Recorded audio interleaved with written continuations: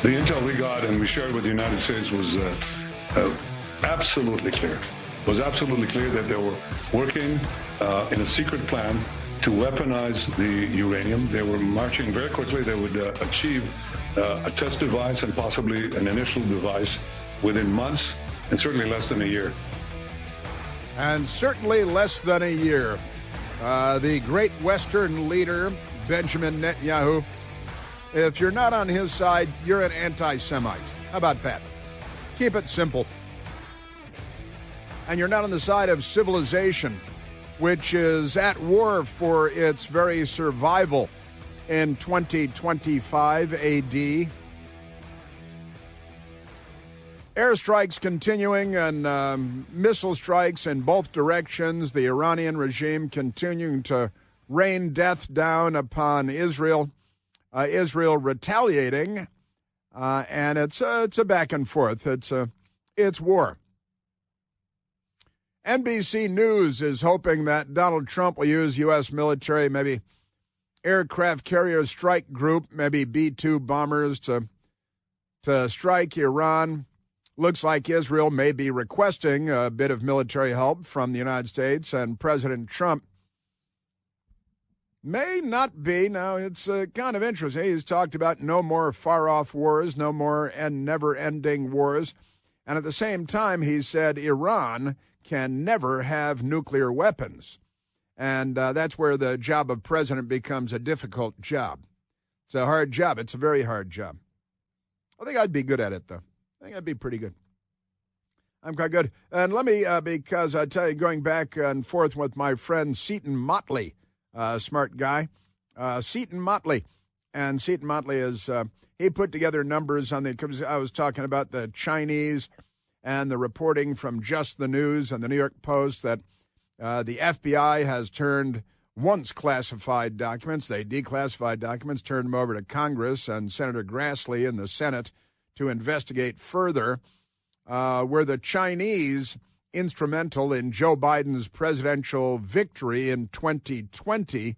And there are a lot of anomalous numbers out of our elections, and Seton Motley collected them as well and posted them online. Presidential elections, typically we've got about a 60% voter turnout for presidential elections. Between 2004 and 2020, 60%, 61%, 58.6%, right? 60% when President Trump won in 2016. And then Joe Biden won. Suddenly 66%, a giant leap in the number of people voting. And Joe Biden had, again, Hillary Clinton got 65 million votes, and she lost. Joe Biden got 81 million votes. How can that be? That doesn't make any sense at all. Obama got 69 million votes, not 70 million votes. And Joe Biden got 81 million votes. Isn't that amazing? And now we learn years later that the Chinese were mass-producing American driver's licenses to get people the mail-out ballots, right? Got to get the mail-out ballots. Consistently around 60% turnout until Joe Biden, and then 66% turnout at 58%. And suddenly this giant number. Isn't that interesting? It's the dementia vote, I guess. Extraordinary stuff. And there's more to it than that as well, because, there's the in-person vote, and the Chinese were focused on the communists, were focused on the mail-in vote. In 2020, when Joe Biden won, Donald Trump won the in-person vote in all 50 states. And, perhaps coincidentally, Joe Biden won the mail-in vote in all 50 states. Huh. How about that? President Trump, the in-person vote, won in all 50 states. That means he's president. Joe Biden, or ought to be, Joe Biden won the mail-in vote, which the Democrats had focused on, in all 50 states. And the Chinese communists were focused on the mail-in vote wherever they could, like Arizona and Nevada and every place else. Fascinating stuff. Yes, sir. Mm-hmm. Yeah, that's right. You also correct me, my Maserati does 185 was Joe Walsh and not Jackson Brown, as I said earlier. Did you know that? You didn't know that? No, that's good. That's true. And I knew that, too. That's true. When I was living in Santa Barbara, Joe Walsh had a yacht, as you might expect, in the harbor in Santa Barbara. And the name of his yacht was So What? So What, which is his big album. And great stuff. Yeah, so thank you for that, too. Seton Motley, good stuff. Yes, sir. Yeah, but Trump won the in-person vote in all 50 states. Biden won the mail-in vote in all 50 states. Now we learn the Chinese were focused on the mail-in vote. And Joe Biden kept yelling about how the Russians are trying to meddle in our election. The Chinese gave the Biden family lots of money. And the Chinese were involved, and the headline literally today is FBI delivers intelligence to Congress on alleged Chinese plot to interfere in 2020 election having to do with the mail-in vote. And the Democrats in the New York Times and 60 Minutes are not looking into any of it because they'll take the W. They'll take the win. That's all they care about. I don't want to contain China. We're not looking to hurt China. No, you're not. And China was not looking to hurt the Biden family because they're giving them millions of dollars. Isn't that great? Yes, sir. Mm-hmm. And fascinatingly, also Seton Motley crunching the numbers, the mail-in votes, right, increased from 29 million mail-in votes in 2016 to 66 million mail-in votes in the next presidential election in 2020. Isn't that great? Just never say that any election in the United States was stolen. Can't say that. Yes, sir. You remember didn't Joe Biden say we played that soundbite of Joe Biden saying that we put together the biggest, what did he call it, the biggest fraud? Joe Biden said it, we put together the biggest fraud in history. His brain is not a properly functional brain. It hasn't been for a great many years. But you may remember this because Joe Biden said the Democrats, and he didn't, nobody knows what he meant to say. But it became a little bit of a news story just in conservative media. He said, you have the soundbite right there, Joe Biden. We have put together, I think, the most extensive and inclusive voter fraud organization in the history of American politics. Now, the New York Times saw that. They said, well, he's just an idiot. CNN saw that. So maybe he's just an idiot. Maybe they didn't put together the biggest voter fraud organization in the history of American politics. Maybe he did. Maybe he didn't. Isn't that great? Our political system, just wonderful. Yeah, I'm telling you. Nothing to see here. Nothing to see here. And only today do we find out that the FBI had these documents on the Chinese tried to get Joe Biden elected with mail-in ballots.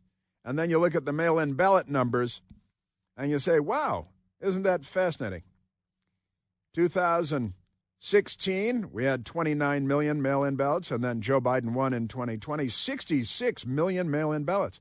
And we only found out 5 years later because Joe Biden's FBI and Joe Biden's Justice Department didn't look into it. They buried the data. They didn't share it with Congress. Now the new FBI director, Kash Patel, shares the data with Congress. You think that might be a big story. But the Washington Post will slap it down. CNN will ignore it as though it never happened. Just amazing. Man. All right, now, what's going on with Iran, and will the United States become militarily involved in Iran? President Trump yesterday was in Canada at the G7. It used to be the G8, but Vlad the Impaler Putin and the Russians were kicked out because they're communists and they're waging war now against Ukraine, which is what communists do. They murder and conquer and steal and destroy. That's the left. The Socialist Workers' Party of Adolf Hitler, the Union of Soviet Socialist Republics of Joseph Stalin and Vlad the Impaler Putin misses it. He says the greatest tragedy of the 20th century was the fall of the Soviet Union. I would say that's not true. But President Trump yesterday in Canada, and he knocked off a day early because Canada can get kind of boring fast, you know. And besides, there's this war going on between Israel and Iran, and we're looking at going after their nuclear weapons capability, which was gifted to them to a large extent by Barack Hussein Obama and John Boltneck Kerry, and, of course, by the Communist Party voting CIA director John Penitentiary Face Brennan, who really should be living in a penitentiary. President Trump yesterday in Canada. Why are you leaving the G7 early for Washington? Well, I have to be back. Very important. I want to just thank our great host. Fantastic. Thank you in Canada. But you probably see what I see. And I have to be back as soon as I can and have dinner with these wonderful leaders. And then I get on the plane. I have to be back early. I have to be back early. Is it because you probably see what I see? Very important. And what is the front burner issue right now? It's the war between Israel and Iran. And we have been made aware through channels that Benjamin Netanyahu has said, hey, we're hitting this nuclear facility, but we don't have the bunker buster bombs that you guys have. And we could maybe use some U.S. help here with a couple of B-2 bombers and some 30,000-pound bunker buster bombs. Get your GBUs together. Now, is that about to happen? Because that might require a B-2 stealth bomber out of Whiteman Air Force Base in Missouri, where I've been. And I've been aboard a B-2 bomber. I didn't get to fly it, but I did go up in an in-flight refueling tanker, and we refueled B-2 bombers as they came up to get a drink while I was down in the bay of the refueling tankers. But enough about me. President Trump, then on Air Force One on the way back, also talked to the press, which he always does. That's soundbite number 2. Or is he still in Canada? Oh, sorry, he's still talking to the press in Canada, number 2. And I think we got a lot done, really a lot done. It's really nice. I wish I could stay for tomorrow, but they understand. Is there a reason, Mr. President, this is big stuff. Yeah, it's I'm the president of the United States, not the president of Canada or Liechtenstein. You know, the U.S. has responsibilities. Then the president boarded Air Force One and, of course, held another press conference, which he always does on Air Force One. They should be more appreciative, the press, but they're not because they're Democrats. They just want to firebomb a Jew's house or something. You know how they are, Democrats. So President Trump on Air Force One last night coming back to Washington, D.C. from Canada. Been talking about a ceasefire between Iran, even made some noises. Hey, maybe we could talk about not shooting at each other. And then the Iranian missiles came raining down on Herzliya, north of Tel Aviv, all civilian targets because they're terrorists. We're not looking for a ceasefire. I didn't say I was looking for a ceasefire. We're looking for better than a ceasefire. Remember, Iran cannot have a nuclear weapon. It's very simple. You don't have to go too deep into it. They just can't have a nuclear weapon. Not to get too deep into it, they just can't have a nuclear weapon. And this, I guess, Tucker Carlson has enraged some by saying, what business is it of ours if Iran has nuclear weapons? Something like that. I only heard it reported secondhand. And I like Tucker Carlson very much. But I kind of believe that Iran should not be allowed to have an arsenal of nuclear weapons and ICBMs gifted to them by Barack Hussein Obama and John Boltneck Kerry. President Trump last night. What was the thinking on the call for Tehran to evacuate? Is there a threat or is there incoming? What was the thinking on the whole evacuation? I want people to be safe. I want people. What was with the call for people of Tehran to evacuate? And it's kind of funny, the number being bandied about is 300,000 people should evacuate, which is odd because Tehran is a city of more than 9 million people. And the surrounding environs included a metropolitan area of about 14 million people. But the talk is maybe 300,000 people should leave. And now there are traffic jams, at least there were this morning when I was coming in. Major traffic jams, streams of headlights of people fleeing in their automobiles out of Tehran out of fear. And I'd say if you can put enough pressure on the Iranian people, maybe the regime will be tossed. Now, remember, Barack Obama did not help during the Green Revolution when Iranians were being killed by their own government. And Barack Obama remained silent, like he was, in bed with the Ayatollahs. Hussein. Insane. The big wireless companies are pulling one over on us, on all of us, I might add. I think it's time to switch to consumer cellular. I switched to consumer cellular. I get the same fast, reliable, nationwide big wireless coverage on the great network without the big wireless cost every month. And it's not just about saving money on my bill. It's also about being used and abused by the big cell phone companies. Did you know that, how much data do you use? Most people over 50 use less than 8 gigs of data in a month, but the big companies, the big cellular telephone companies, the wireless companies, they want to shove you into an unlimited plan because they redistribute your money to help cover the cost of 20-year-olds who use 10 times as much data every month as you do. But the good people at Consumer Cellular, they set me up with a service and a beautiful, incredible phone with a great camera.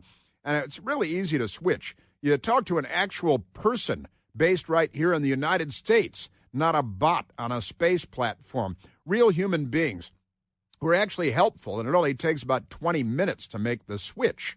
So give them a call today, ask all the questions you have, and then make the switch, because you will.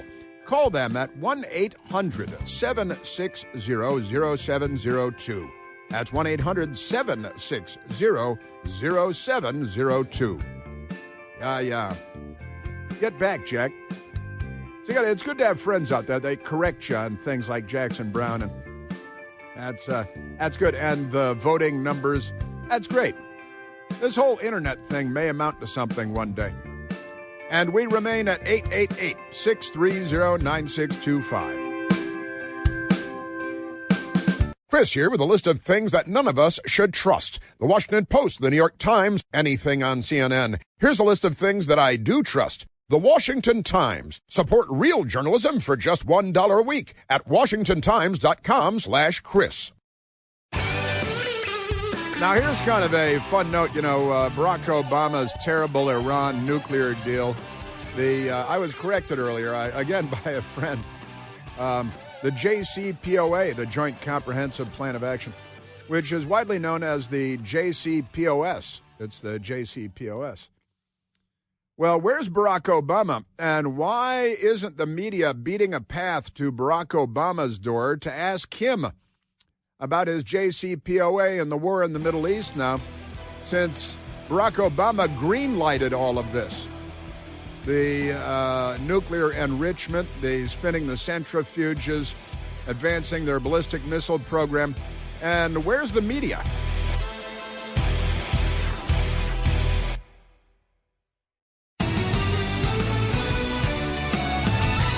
I was just doing a little searching. I have access to the internet here. It's more or less high speed most of the time. And there are a lot of headlines on it. I am curious about Barack Obama. We have two sound bites about kind of fun. Where is Barack Obama? Because Barack Obama, I started looking, and I found a headline because I was searching on Al Gore's amazing internet. The National Archives has a headline praising Barack Obama because there are a lot of Democrats built into the bureaucracy, into the machine. And the headline at the National Archives with a glowing, beautiful picture of Barack Obama at the White House: the historic deal that will prevent Iran from acquiring a nuclear weapon. Now, they're talking about the JCPOS, and that's a lie. It's the historic deal that would guarantee that Iran develops an arsenal of nuclear weapons with enriching uranium and spinning centrifuges and advancing their ballistic missile program, all green-lighted by Barack Obama and Boltneck Kerry. How the U.S. and the international community, there is no international community, there's just the United States and everybody else, will block all of Iran's pathways to a nuclear weapon. That's a lie. And then there's, again, the picture of Barack Obama, and he's the hero of the story at the National Archives. But that's all a lie. And look at where we are now because, please. Now, in searching for it at the same time, there are intelligent organizations, serious organizations like the Hoover Institution with the headline, Obama's Disastrous Iran Deal. And that is much more accurate, of course. And the Democrats are just a threat to peace and sanity everywhere. The Hoover Institution in 2015 calling it what it was, a disaster. And then, and I just mentioned before we went to a quick break there, where is Barack Obama? Shouldn't he be out on CNN and MSLSD and MS-13 telling us what a great deal it was he cut with Iran? And it paved the way to where we are today, to war over nuclear weapons in the hands of the number one state sponsors of terrorism in the world today. The regime that they blew up a Jewish community center in Buenos Aires because they couldn't sleep at night knowing that Jews might be playing pool, shooting pool at the pool table. Isn't that amazing? Yes, it is. And look, there are legitimate discussions to be had about whether the United States should become militarily involved in this. I certainly don't want to see the United States at war with Iran. Iran is no joke when it comes to war. And again, I heard people on the news this morning saying, telling 300,000 people to evacuate from Tehran, which doesn't make any sense because it's a city of more than 9 million people, almost 10 million people, with 14 million people in the metropolitan area. All kinds of stuff. And now the news breaking overnight, last night and yesterday. Trump swipes at Tucker Carlson over Israel-Iran criticism is the Hill headline in Washington from last night at about dinner time.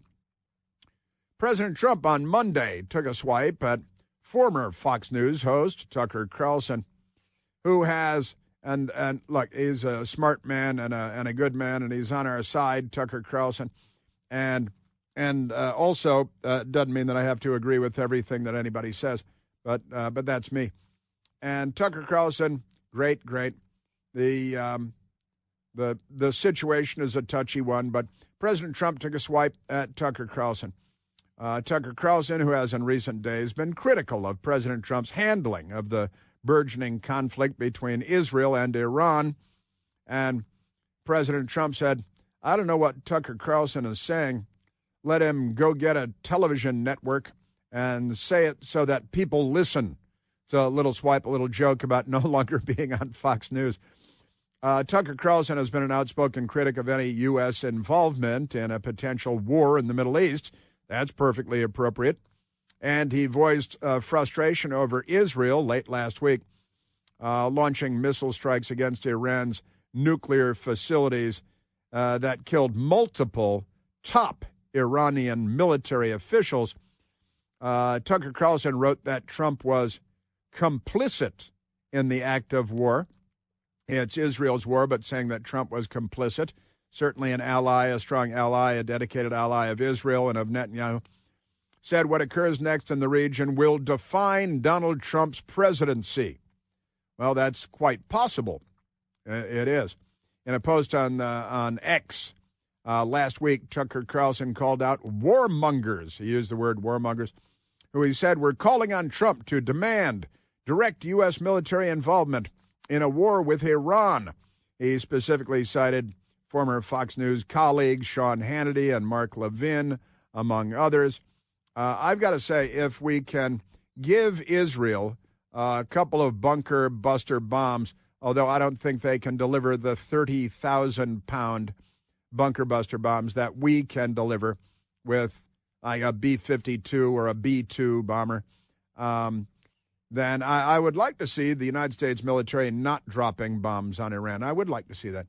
Iran, bad actors, bad guys. And if they developed an arsenal of Benjamin Netanyahu, I think it was saying that they're on the precipice. They have enough nuclear fissile material to create 9 nuclear weapons. I've seen elsewhere between 12 and 14 nuclear weapons. Their ballistic missile capabilities will get them certainly to Israel and beyond, even up to Sweden. Not that they want to nuke Sweden necessarily. They don't have the ability right now to reach the United States, the East Coast of the United States.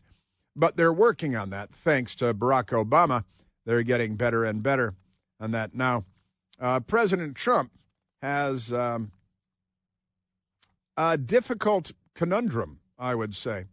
And I would like to not see B-2 stealth bombers flying from Whiteman Air Force Base in Missouri nonstop to Iran to drop bunker buster bombs. I would like to see that not happen. All right, now, let me get, before we go any further on this, there is a tweet that arrived on one of my text threads this morning by Two-Way, the Two-Way TV app. Barack Obama, whose Iran deal was revoked by Donald Trump in 2018, Barack Obama has been intentionally avoiding commenting on the Israel-Iran war, for which he is at least in part responsible, says Dan Turrentine. But does anyone want to hear from him? Obama's standing in the Democratic Party continues to decline, Dan says. It's an uncovered story, Dan Turrentine says. How much his coalition and his place in the party is going down, says Sean Spicer. The most important endorsements on the left are Bernie Sanders and AOC. No one wants the endorsement of Obama or Clinton. Isn't that fascinating? And you've got the first soundbite is Dan Turrentine. Oh, I apologize. The first one is Sean Spicer, my friend Sean Spicer, good man and a good guy and a naval officer and all kinds of good things. And Sean Spicer, and he's on with this guy, Mark Halperin, and with Dan Turrentine. It seems odd to me that there's been a degree of silence from Obama, who was the architect of the Iran nuclear deal that send them pallets of cash. Well, the idea that these guys are not saying anything, but no one seems to be asking them. And this gets back to the role of the media, where it's not just what they do, it's what they don't do. It's not just what they cover, but it's what they don't cover. And I think this is another example where the idea that Susan Rice and Barack Obama and Jake Sullivan and have been able to remain silent is baffling. You'd think that the news media would want to hear from their deity, from the man who can slow the rise of the oceans and heal the planet. Of course, he could never do any of those things, even though he said that he could, and the Democrats gobbled it up like the mental cases that they are. But Sean Spicer is right and interesting comments.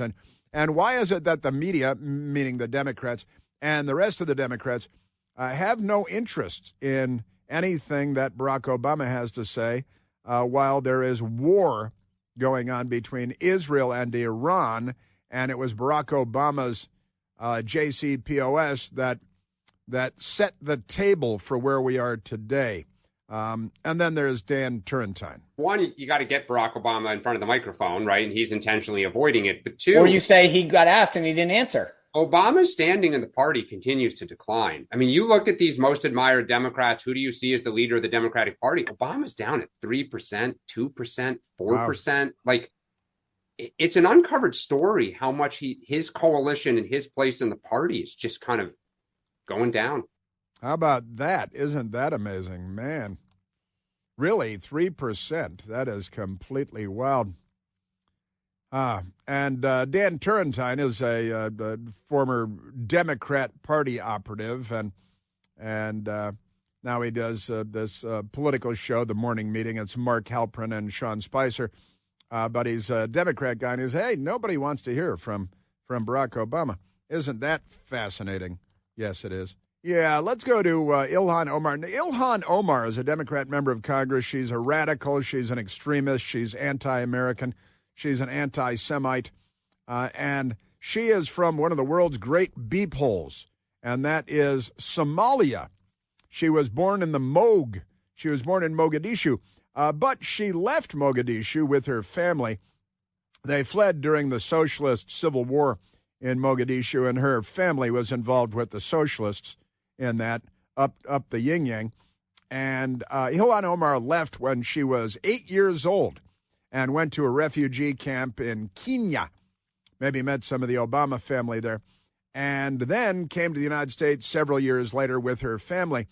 And if she had stayed, as I've pointed out before, there would be black scorpions crawling over her sun-bleached bones in the wind-blown sands of whatever beep hole country she ended up in.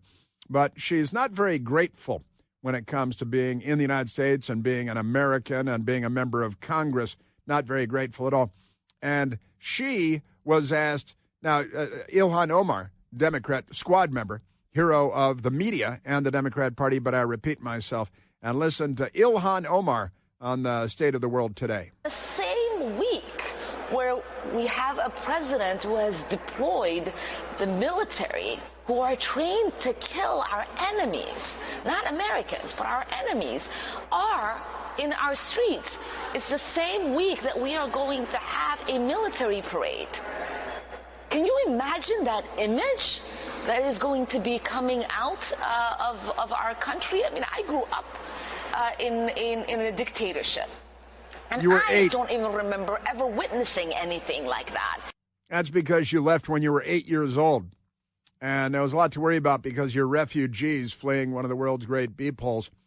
Going next door, well, it wasn't exactly France either, in a refugee camp in Kenya before coming to the United States. She is, if any refugee that ungrateful should be catapulted into the ocean and expelled from the United States of America. She is not on the side of the United States. And wait a minute, a military, you mean the 250th anniversary of the United States Army? Maybe you'd rather live under Mohammed Farah Aidid back in the Moog. Maybe you'd like to go back there, because I'd like you to go back there and never come back again, never darken our door again. I think she should, in the end, her final disposition should be black scorpions crawling over her sun-bleached bones in the wind-blown sands of some beep hole somewhere. Isn't she amazing? Ilhan Omar. Yeah, and see, and you mean the riots that the left have unleashed this time in Los Angeles, and President Trump used the National Guard because the Democrat in charge of the state of California wouldn't. Isn't that amazing? All right, let's grab a quick phone call, Michael. Let's go to Charles, calling from Frederick, Maryland. Charles, you're on the Chris Plante Show. Yeah. Hey, Brother Chris. Yes, sir. Basically, calling you because of a reaction I had to the Attorney General. Not the Attorney General, excuse me, the FBI leader, basically talking about what the Chinese had done, right, in terms of the election.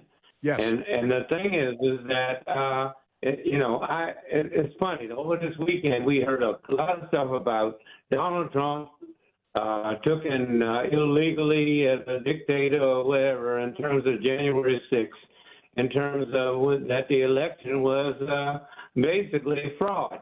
Uh-huh. And the thing which gets me also about this is that we're also talking. I was looking today that the MyPillow guy has been found guilty of calling the Dominion in terms of, I think these Chinese computers basically had also been a contributor to this. And it's just unbelievable to me that we're sitting here now. Anybody that said anything about this election is supposedly an individual that is basically against democracy in this country. And it just is unbelievable. And he's even having to pay money to this Dominion systems, which I believe is also a net thing in terms of the Chinese. So I just wanted to comment that I did not go one day, because I'm so old, to the January 6th. If I did, I might still be in a prison in terms of being an individual that basically was an individual that was not I was election deniers. Right. That's my comment. Well, I thank you very much for that, Charles. Your phone got a little skippy on us there, but I'm appreciative of your call. Thank you very much. And you mentioned Mike Lindell of MyPillow. Jury finds MyPillow founder defamed former employee for leading voting equipment company. And this is I guess this one is Dominion, right? And Mike Lindell, the New York Times is thrilled to engage in the lynching of Mike Lindell because he didn't saddle up with the Democrats, so the left is out to get you. The Associated Press, he defamed a former employee for leading voting equipment company. Isn't this amazing? They try to put all their political enemies in prison, of course, because they are the left. We're talking about Dominion voting systems. And if you raise an eyebrow or say there's anything wrong with our election, unless they say it, they say elections are stolen all over the place. And Hillary Clinton said her election was stolen. All right? That when President Trump beat her, she said the election was, but no prison sentences for her. The Democrat Party, 2 standards, no waiting. Were it not for double standards, liberals would have no standards at all. You can run the best campaign. You can even become the nominee. And you can have the election stolen from you.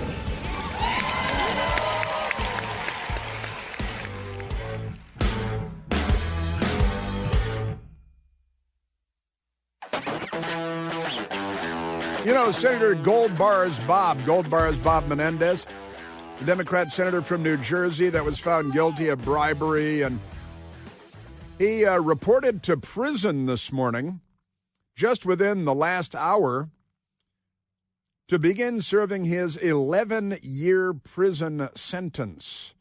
The one-time powerful chair of the Senate Foreign Relations Committee, now at a federal corrections institution in Schuylkill, whatever it is, in Minersville, Pennsylvania, beginning his 11-year sentence. His pockets at home were all filled with cash. He had piles of gold bars. His wife drove a black Mercedes that was a gift.